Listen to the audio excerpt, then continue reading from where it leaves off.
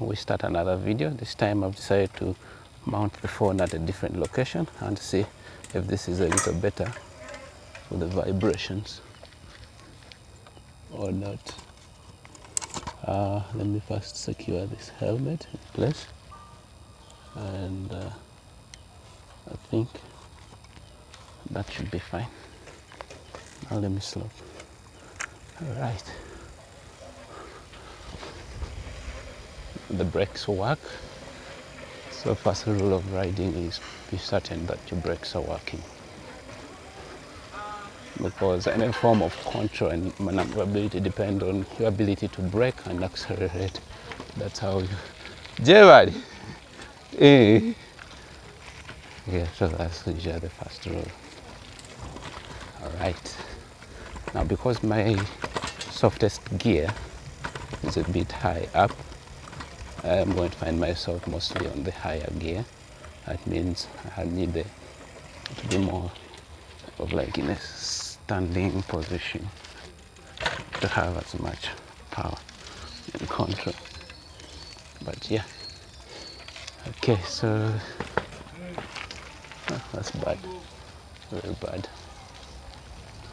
And so let's proceed, and then we see how my career is looking on this auspicious Monday evening. I believe 4:30 is considered an evening, right? Okay, now I need to go down this slope. Last time the footage I had from this area was a bit wobbly, but I'm sloping down Livingstone, down from Livingstone, and then let me take a right. Right? Something seems to be vibrating in my ear, but it's just,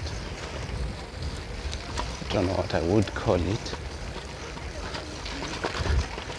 And I'm in shorts, so I think it makes life a bit interesting for me. Let's see, when I accelerate, how stable the footage is. If it is not stable, we shall figure out when reviewing the video. So I'm sloping towards the Makerere University Police Post, and because I do not want to cut on speed, I'm going to jump onto the ramp. Okay, this is the fine place to be. Yep.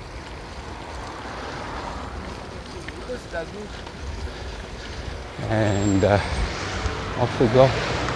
Now this is Lugard daycare right there, and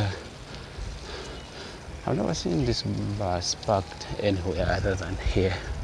Mostly that this is actually not where its college is, so I do not understand why they chose to put it here. Anyway, no problem, just chilling. It's a nice afternoon. This is a mini roundabout. Towards the front, we got what we would call the Amash Hall, the postgraduate hall. So I suddenly decided to brake, which is strange and doesn't make much sense. Okay, tighten our bolts. Yeah, well, let me just take you towards where the Masters of Postgraduate Hall is. And this is it. Some nice scenery right there. In front, that is University Hall. Now we stop towards Dama. So right there on your left, and that's their parking, I suppose. And this used to be the kitchen area for University Hall, but now they're no longer cooking hall. And that right there, this is Doug Amash Hall, the University Postgraduate Hall. Let me try to see. Okay, no problem. I keep wondering whether on these daily cycles of mine, as I attempt to keep fit, whether I should pick a topic that we can go on discussing. Now, Today I want to suggest Pearl of Africa. You know, growing up from Uganda, you pass through the educational institutions, and more often will you hear the word the Pearl of Africa. And it was coined by one of the British explorers, perhaps even colonialists, because Uganda in itself is done with flora and fauna. Now, if you do not know flora that's to mean vegetation, and fauna simply to mean animal life. Now, it is actually said from this flora and fauna side of things that 70% of the world's bird species will be found in Uganda. Now, when we talk of flora, the greenery, this is just one of those commutes that helps shed light into how lush green Uganda is. And we're in April, the sun has long gone past the equator, which usually happens around March, I think 23rd or 21st, one of those two.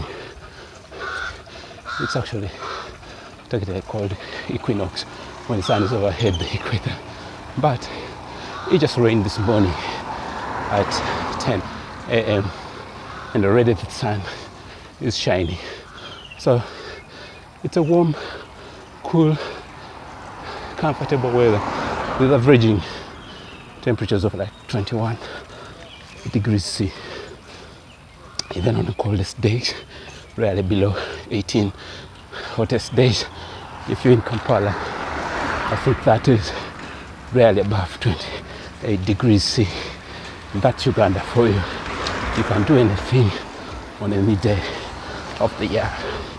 You can vacation, you can go to the beach, you can sunbathe, bask in the sun any day of the year. So it's a beautiful place. Right now I'm simply cycling around, and as we converse, let me take you this route. You can see the green. It's actually full of hospitable people. A feat most places to visit may not have. I'm riding on the right, but I'm supposed to keep left because I'm avoiding the hump. Soon I find myself to my rightful lane. Yeah. I'm just pedaling through Makerere University. It's a very complex, one of the prestigious institutions in East Africa and the world over. So this is where many of the revolutionary or elites of African politics have studied. Kwame Nkrumah, Nyerere, Mwai Kibaki. Many of them have been here, and you will like to learn that for that reason a number of them have had buildings, halls of residence named after them. For instance, we have Mumba Hall, we have Nkrumah Hall. Severa is the one I don't quite understand, but that's also a passion. There's Livingstone Hall, and this one is called Complex Hall. Okay, now we just approach the roundabout, and we are going to take our immediate left. So let's ride, and this takes us towards the main administrative block, the main building, the Ivory Tower, which caught fire and is under restoration. Anyway, to my right is the College of Computing, Information Science. Says it's a great place to be. Now, I don't know whether you're able to see that. That's it. And in case you love lawn tennis, this is the place. Right in its backdrop is guest house, where most exchange program people happen to have that time. In the far distance on the right is the Senate building, where registration, academic documents, and student issues are sorted out. This flat that is coming up at the front, the central training facility. This was because certain courses didn't have enough space to accommodate the ever-growing numbers within the colleges. So the idea was about shared spaces that do not belong to any colleges. And as such, this facility was set up. So Frank Kalim is a central training facility. Where Frank is, I don't know. Perhaps he mattered at some point in the history of this country, or at the very least of this institution. And you see, if from this angle, I can give you a better glimpse of that writing right there. I'm on the walkway, but this is where students are supposed to actually be walking. But seeing that it takes some time, it's becoming a rare thing as people do their papers and also some final touches of reading. Now, that is social sciences, part of it is this other side, and then over in the distance beyond the hedges, where I think seem to see people playing soccer. That is the Freedom Square. I don't know whether freedom for what, but apparently some kids from the neighborhood have made it a playground. That's the main building under renovation. Not renovation, reconstruction after the fire. Interesting. I didn't think it was allowed for people to play soccer here. As far as I know, it was then fenced off. But I stand corrected. Yeah. I think this main building was being restored by Excel Construction. And in the far distance is the main library, at least the old section, which unsurprisingly also serves as the national repository. And you'll realize that educational reading has been relegated to institutions of learning. College of Agriculture, right there. Okay, old library building, and it's a good day to be alive. This is a library roundabout. It's a great place to be, and those were bicycles from there to Services College of Computing and Information Science, East Africa School of Library and Information Sciences. I don't know why it has such a distinct name. Remember, actually before, East Africa had a federation of sort, and every East African country had a fair share of it. Nairobi University, Dar es Salaam, and Makerere, each doing different things. Now, when that dissolved, each became full-fledged university offering courses that existed elsewhere. Perhaps that still stays as a School of East Africa. I don't know whether it's independent of the university, but yeah, it's a great place to be. Let me first make sure my camera is all right before I go charging down here. All right, so we're back. And okay, so this is a stretch. I'm very tempted to speed and see how this performs under vibration. But this is not the fastest I've been through this stretch. Now we're going to take the right.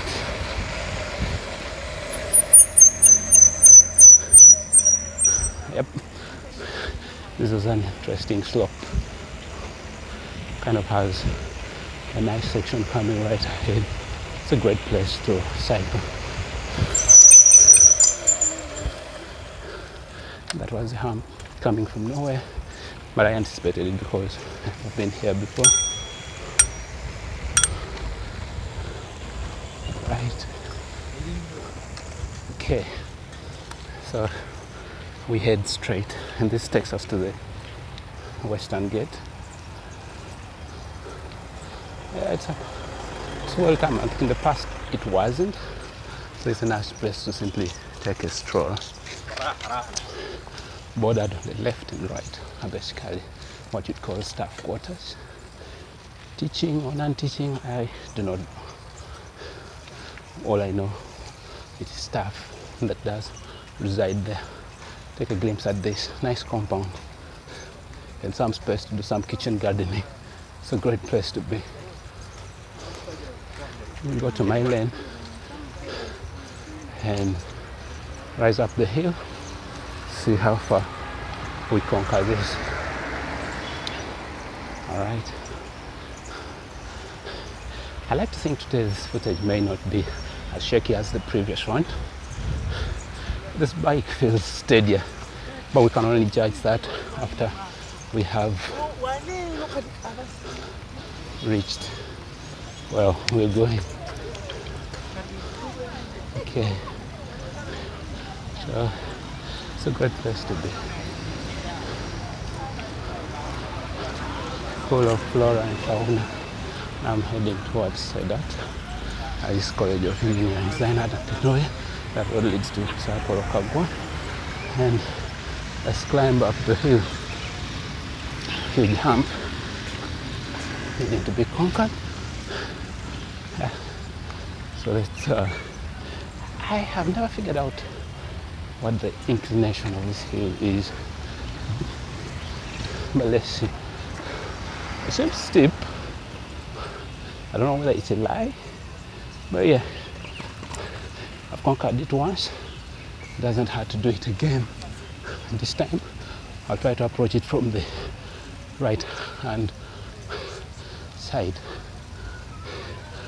That is a new Sedat building. Yep, but that's not our goal. Mechanical garage. It's a great place to be and study. Not bad. I think for some reason my shade draws attention, which is good because I get people to look right into me as I conquer this here in the second gear. It's becoming tight, but no problem. Okay, okay, students.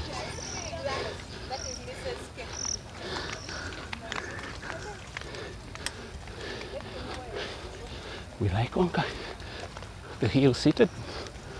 Will I not? Yep. I think I may.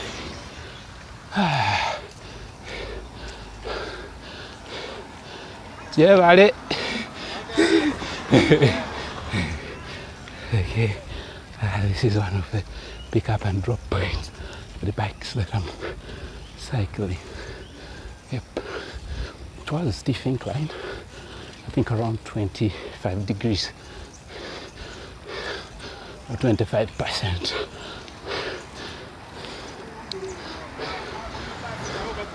Okay. I slow down a bit.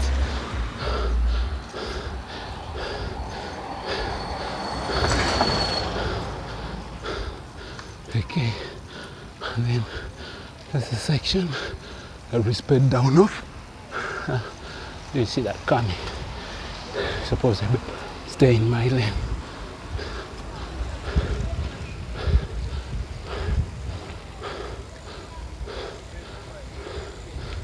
Okay, all right.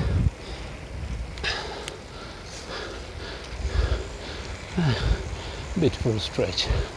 Beautiful stretch. Very comfortable.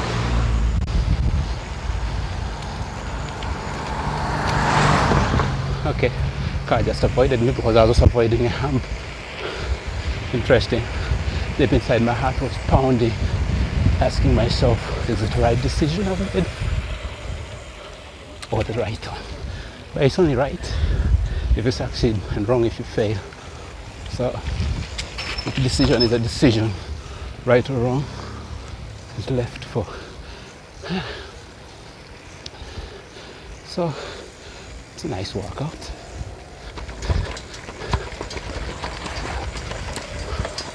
Right, showed up from nowhere. Mary Stewart Hall, and Sol is tripping me. Alright, hey, why did it pause? Stop.